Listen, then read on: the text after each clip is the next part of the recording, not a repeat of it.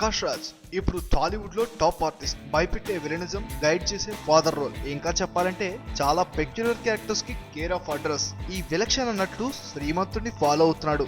మహబూబ్ నగర్ జిల్లాలో కొండరెడ్డిపల్లిని దత్తత తీసుకున్నాడు. ఊరిని దత్తత తీసుకోవడానికి డబ్బుల కన్నా మనసు, సమయం, కమిట్మెంట్ అవసరం అంటున్నాడు. తను నటుడుగా కెరీర్ స్టార్ట్ చేసిన కొత్తలో చాలా ఇబ్బందులు ఎదుర్కొన్నాడట.